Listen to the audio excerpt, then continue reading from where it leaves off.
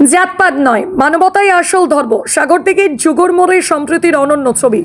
জাতপাত কিংবা ধর্মের বিপদ নয়, জাতপাত কিংবা ধর্মের বিভেদ নয়, মানবতাই যে মানুষের সবচেয়ে বড় পরিচয়। শ্রাবণ মাসের শেষ সোমবার সাগরদিঘির যুগর মোড়ে ফের সেই সম্প্রীতির অনন্য ছবি দেখা গেল। আজ 30শে শ্রাবণ, শ্রাবণ মাসের শেষ সোমবার। এদিন সাগরদিঘির চন্দনমাটির শিব মন্দিরে পুজো দিতে সকাল থেকেই ভক্তদের ঢল নামে।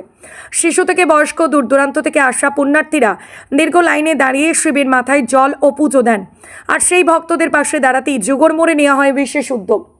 সাগরদিঘির পঞ্চায়েত সমিতির সদস্য অরূপ মণ্ডলের উদ্যোগে ধর্মবর্ণ নির্বিশেষে হিন্দু মুসলিম সকলেই একসঙ্গে এগিয়ে আসেন। ভক্তদের হাতে তুলে দেওয়া হয় জলের বোতল, খাবার এবং প্রয়োজনীয় ওষুধপত্র।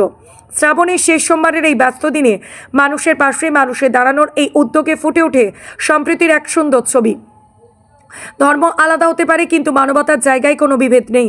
যুগর মোড়ের এই উদ্যোগ যেন সেই বার্তায় আরও একবার স্পষ্ট করে দিল, জাতপাত নয়, বিভেদ নয়, মানবতাই হোক মানুষের আসল ধর্ম।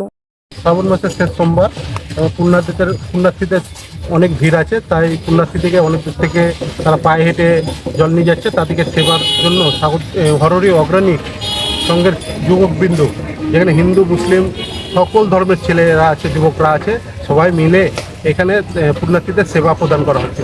সবকে জল দেওয়া হচ্ছে, শরবত দেওয়া হচ্ছে এবং ছোলা বাদাম দেওয়া হচ্ছে, মেডিসিনের ব্যবস্থা আছে। আজকে শ্রাবণ মাসের শেষ দিন, এই সম্বন্ধে কি বার্তা দিতে? শ্রাবণ মাসের শেষ সোমবার এই অগ্রণীর সঙ্গে যে যুবকবৃন্দ যে উদ্যোগ নিয়েছে তাকে আমরা সাগরদিঘিবাসীর পক্ষ থেকে অসংখ্য ধন্যবাদ জানাই। তারা আজকে ধর্ম দেখেনি, তারা মানুষ আগে সেটাই দেখিয়েছে এই হররির বুকে। কোথা থেকে জল আনতে যাচ্ছে? বালিয়া জয়পুর থেকে জল নিয়ে এসছে, এটা চন্দনমাটি শিব মন্দিরে জল ঢালবে। আপনার নাম ও পরিচয়? আমি অরূপ মণ্ডল, আমি সাগরদিঘি পঞ্চায়েত সমিতি।